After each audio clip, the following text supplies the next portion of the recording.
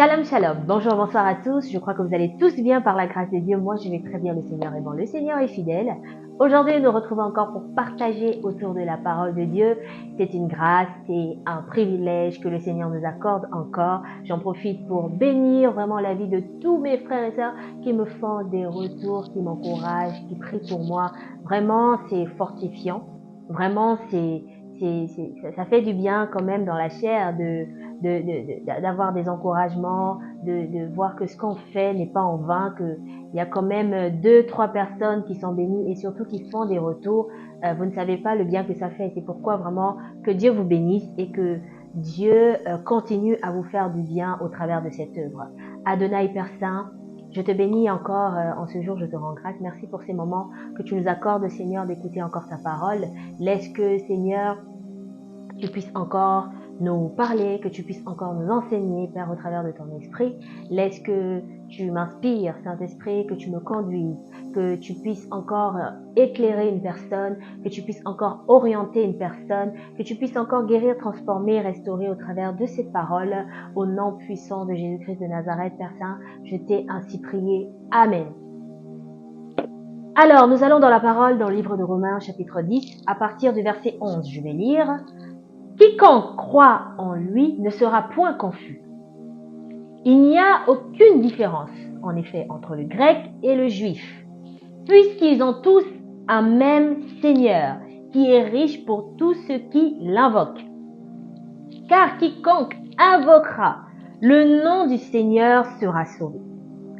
Comment donc invoqueront-ils celui en qui ils n'ont pas cru? Et comment croiront-ils en celui dont ils n'ont pas entendu parler? Et comment entendront-ils parler s'il n'y a personne qui prêche? Et comment il y aura-t-il des prédicateurs s'ils ne sont pas envoyés? Selon qu'il est écrit qu'ils sont beaux, les pieds de ceux qui annoncent la paix, de ceux qui annoncent de bonnes nouvelles. Amen. Nous bénissons la parole du Seigneur. Alors, tout enfant de Dieu, tout chrétien, doit savoir qu'il est appelé à faire quelque chose. Dans la maison du Seigneur, nous sommes tous utiles. Nous sommes tous censés être à l'œuvre. C'est pourquoi la Bible dit qu'il y a une grande moisson, mais qu'il y a peu d'ouvriers. Il y a vraiment beaucoup de travail dans l'œuvre de Dieu. Vous ne pouvez pas imaginer. Lorsqu'on parle de l'œuvre de Dieu, il ne s'agit pas juste du ministère, ça veut dire l'un des 5 ministères selon Éphésiens 4, mais il s'agit ici de plusieurs fonctions. Il y a plusieurs fonctions dans l'œuvre de Dieu. Il n'y a pas que des évangélistes, il n'y a pas que des pasteurs, des docteurs, apôtres, il n'y a pas que tous, il n'y a pas que ça. De la même manière que dans une maison, il y a plusieurs objets qui sont destinés à une utilité précise, c'est de la même manière que dans la maison du Seigneur, il y a plusieurs enfants qui ont des tâches particulières à faire ou qui doivent avoir des tâches particulières à faire. Un chrétien qui se dit inutile, c'est tout simplement quelqu'un qui ignore le fait que il y a quelque chose à faire qu'il devrait faire ou qu'il pourrait faire. Néanmoins, lorsque nous avons été appelés au salut et que nous avons répondu présent à cet appel du salut, il faut savoir que nous avons on va dire une responsabilité à tout un chacun. Ici, la Bible dit que quiconque croit en Jésus, donc en Christ, il ne sera pas confus. Au contraire, il sera sauvé, il sera éclairé. Comme la Bible dit, lorsqu'il invoquera le Seigneur, il sera sauvé. Mais il se pose un problème, c'est que pour qu'il puisse invoquer le Seigneur, il faut qu'il puisse avoir entendu au préalable. Il faut qu'il puisse avoir été, il faut que le Seigneur puisse avoir été annoncé à ces gens. Mais il y a un problème, c'est que comment est-ce qu'il sera annoncé? Comment est-ce que les gens entendront parler du Seigneur si personne ne le prêche, si personne ne l'annonce, si personne ne sert de voix pour l'annoncer? Chrétien, chrétienne, il faut savoir que c'est la responsabilité ou c'est le devoir en tant que citoyen du royaume des cieux, c'est le devoir de tout un chacun de parler de Christ.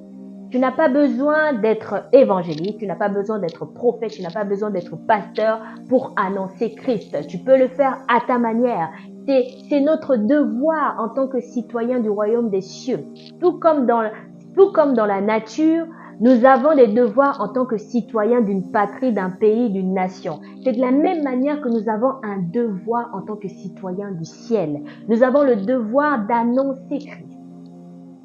La Bible nous interpelle par rapport à ce qui est des enseignants de la parole de Dieu. Elle dit, vaut mieux qu'il n'y ait pas beaucoup d'enseignants de la parole de Dieu. Mais en ce qui concerne la prédication, nous devons tous prêcher Christ parce que nous sommes des témoins de Christ. Nous sommes des porte-parole de Christ partout où nous nous trouvons, que ce soit dans nos lieux de travail, que ce soit dans nos lieux d'études, d'apprentissage. Peu importe où nous nous trouvons, nous sommes censés refléter, témoigner, annoncer. Nous sommes censés parler de Christ. Que les gens croient, que les gens ne croient pas, tu es censé parler de ce que tu connais. Tu es censé parler de ce que tu as vu. Tu es censé parler de ce que tu as expérimenté. De ton témoignage, en fait. Parce qu'un témoin, c'est celui-là qui ne peut parler que de ce qu'il a vu ou entendu. Alors, si nous nous disons chrétiens quelque part, nous devons être en mesure de témoigner ce Dieu-là, en qui nous disons croire, ou alors ce Dieu-là que nous disons servir. La femme samaritaine nous dit dans le livre de Jean chapitre 4 que lorsqu'elle a rencontré Jésus, après cette conversation qu'elle a eue avec Jésus, il s'est passé quelque chose. Elle est rentrée à Samarie et elle a commencé à annoncer. Est-ce que la femme samaritaine a attendu qu'on leur donne prophétesse, a attendu qu'on leur donne évangéliste, a attendu qu'on leur donne je ne sais pas quoi pour aller annoncer Christ? Non, parce que c'était son témoignage. Parce qu'elle a rencontré le Seigneur. C'est ce que Dieu attend de nous. Vous ne savez pas, tu ne sais pas dans ton travail, tu ne sais pas à l'école. Il y a juste une personne qui a juste besoin d'entendre que Jésus l'aime, qui a juste besoin d'entendre que Jésus a un plan pour elle, que ce n'est pas la fin, qu'il y a encore de l'espoir. Juste ce genre d'encouragement. Une personne a besoin de l'entendre dans ton entourage. C'est pourquoi je nous exhorte à ne pas fermer notre bouche, mais à être ces gens-là que le Seigneur cherche, car la moisson est grande. Si tu as été appelé, si tu te dis chrétien, si tu es ce peuple-là, tu fais partie de ce peuple dans 1 Pierre 2:9 nous parle, qui est le peuple acquis, qui est la nation sainte que Dieu s'est choisie. Si tu fais partie de cette catégorie de personnes, sache que Dieu attend de toi que tu puisses participer à la moisson, car elle est tellement grande qu'il manque des ouvriers. Il manque des hommes et des femmes qui pourront être juste des porte-paroles.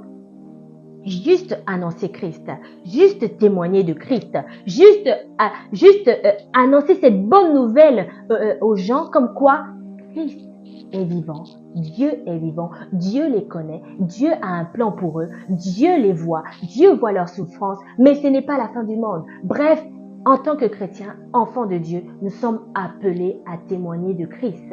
Nous sommes appelés à annoncer Christ. Nous sommes appelés à parler de Christ parce que nous sommes des représentants de ce royaume.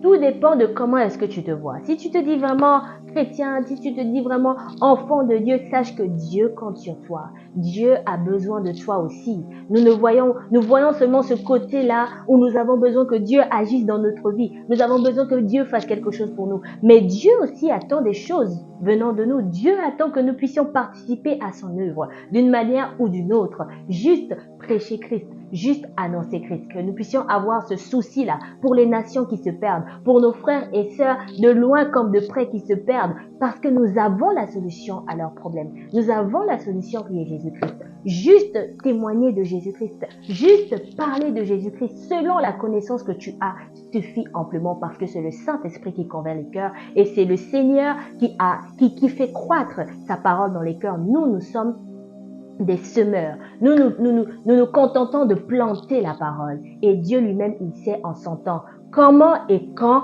cette semence-là commencera à grandir et porter des fruits. C'est pourquoi je nous encourage que le Seigneur nous aide à vraiment prendre à cœur prendre à cœur son œuvre, de vraiment vraiment aimer le Seigneur jusqu'au point de vouloir l'annoncer à toutes les personnes qui nous entourent, s'il est possible, de pouvoir le témoigner partout où nous allons. Seigneur Adonai, Père Saint, ta parole dit, comment est-ce que les nations entendront parler de toi si personne n'annonce, si personne, Seigneur Dieu de gloire, ne te sert de porte-parole. Fais-nous la grâce, Seigneur, répands ton amour, l'amour de ton œuvre dans notre cœur, l'amour de ta parole, l'amour, Seigneur, pour les âmes, l'amour pour les nations, la compassion, Seigneur, afin que nous puissions avoir cette facilité, Seigneur, de témoigner de ta présence, de témoigner de ta véracité, de témoigner de toi partout où nous allons, Seigneur, parce que nous savons que tu continues à agir. Tu continues, Seigneur, à te révéler à des hommes et des femmes. Tu continues, Seigneur, à te manifester dans nos vies. Laisse que tu puisses te servir de tout un chacun de nous, que tu puisses ôter, Seigneur, de notre pensée cette idée que nous sommes inutiles, car tu as besoin de toi, car tu as besoin des ouvriers pour œuvrer, Père éternel, pour œuvrer dans la moisson, pour œuvrer, Seigneur mon Dieu, dans le monde qui est la moisson, afin que, Seigneur, plusieurs puissent être sauvés au travers de ta parole. Au nom puissant de Jésus-Christ de Nazareth, Père Saint, nous t'avons ainsi prié. Amen. Je vous laisse avec cette parole, qu'elle vous encourage, qu'elle vous fortifie, qu'elle ouvre les yeux de votre cœur et que vous puissiez aujourd'hui avoir un feu en vous qui consiste vraiment à partager Christ tout autour de vous. Que Dieu vous bénisse, que Dieu vous garde, que la paix et la grâce de Dieu soient votre partage au nom puissant de Jésus-Christ et je vous dis à très bientôt. Shalom.